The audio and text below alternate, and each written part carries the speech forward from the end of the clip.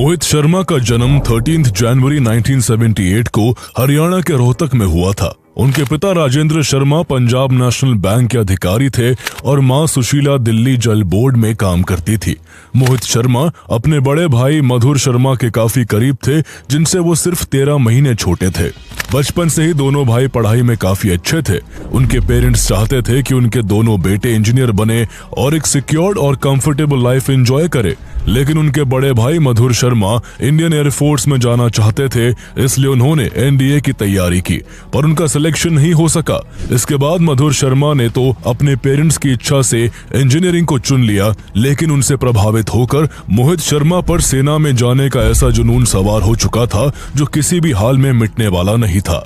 जिंदगी में पढ़ाई साउथ एक्सटेंशन दिल्ली के मानव स्थली स्कूल और साहिबाबाद के होली एंजल स्कूल से हुई। इसके बाद उन्होंने गाजियाबाद के दिल्ली पब्लिक स्कूल में पढ़ाई की, जहां से उन्होंने 1995 में अच्छे परसेंटेजेस के साथ अपनी 12वीं पास की। घर वालों को लगा कि बड़े बेटे की तरह उन्हें भी इंजीनियरिंग करा दी जाए, इसलिए उन्होंने बिना देर किए महाराष्ट्र के श्री संत Gajanan Maharaj college of engineering में उनके एडमिशन करवा दिया।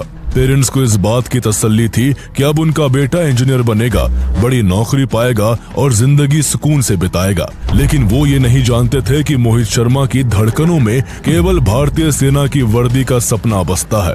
इसी जुनून के चलते पेरेंट्स को बताए बिना उन्होंने नेशनल डिफेंस एकेडमी की तैयारी शुरू कर दी। सुबह शाम जब बाकी लोग इंजीनियरिंग के असाइनमेंट्स में सिर खपाते, तब मोहित अपनी मेज पर बैठकर एनडीए के सवाल हल करते, करंट अफेयर्स पढ़ते और मेंटली एंड फिजिकली खुद को स्ट्रांग बनाते।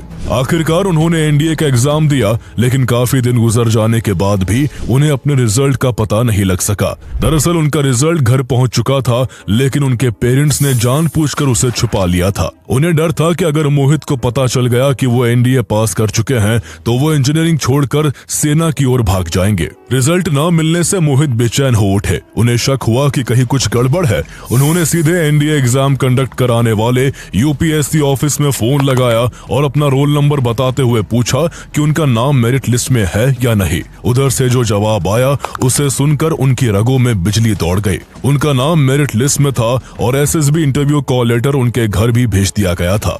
दिन रात सेना का सपना देख रहे मोहित के लिए अब रुकना नामुमकिन था।